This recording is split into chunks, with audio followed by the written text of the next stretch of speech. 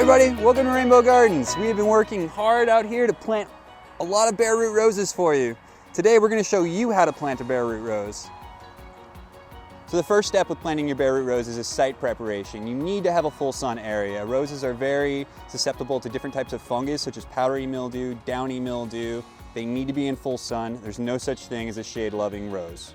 The second thing that you really need is well-draining soil. If water is staying in that pot for too long, you're gonna get root rot on those roses, so you need to make sure that's able to dry out completely between waterings. So whether you're putting your bare root roses in the ground or in a pot, spacing is very critical. You need good airflow. So if you're planting in the ground and you've got a rose that is gonna have a 4-foot width and another rose with a 4-foot width, that's 4 plus a 1-foot space between them, that's 9 feet of planting space. Very important. All right, so now we're gonna prepare to plant our bare root roses. This is the pot that we're using. You come on in here, take a look down.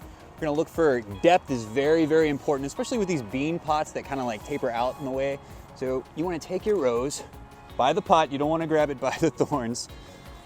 Good point, always wear gloves when handling roses. You do not wanna get pricked by your bare root roses. It's not a good way to start a relationship. The soil line is gonna be even with the grade.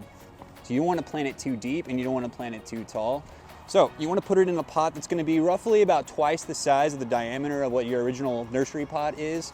Get it in there.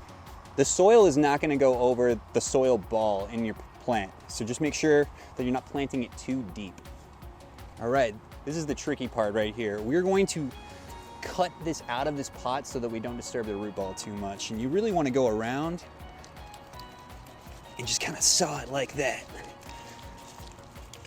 So next thing you want to do is you want to take vertical slits right here. It's a little bit difficult. Try to get in there and just go right up like such. And get that off like that. And now you can just kind of peel that away like such. You want to make sure that your rose is centered in that pot right there. Perfect. We were able to maintain most of that root ball. It's a little wet, so that's okay. Roses enjoy a rich soil, so you need to make sure that you're adding a lot of organic matter and just well-draining soil. We've got right here some of our organic potting soil as well as some of our living mulch that has some organic material in it. Now we're gonna backfill this right here with some of that potting mix. It's also a really good idea to keep your nursery tags on your pots. So if you're planting like 20 roses, you definitely want to make sure you know which one is which. It gets a little confusing, especially for us here at the nursery when we're planting 350 different varieties.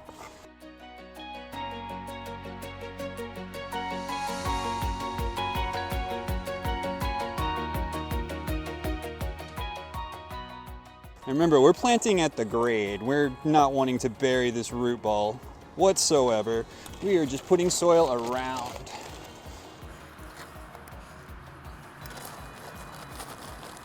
Roses need good circulation for their roots, so it's good not to pack down the soil too much either.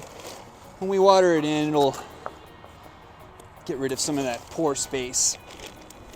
So we got our bare root rose in the pot right now. If you can come a little closer, you can see we've got the soil line right there with the grade. There's a lot of depth right there. If it was going up a little bit too much, you'd lose soil over the sides or you'd get a little overwatered.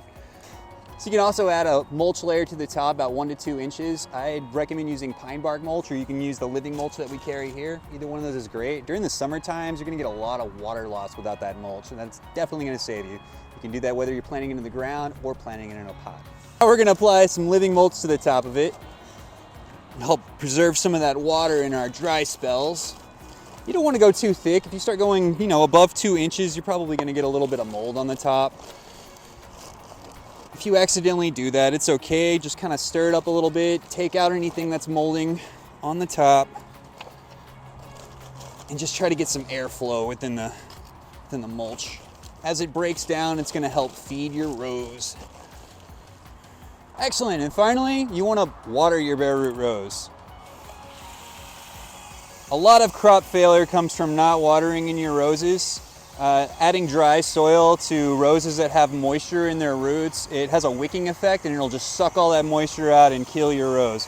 So it's very important to water very deeply.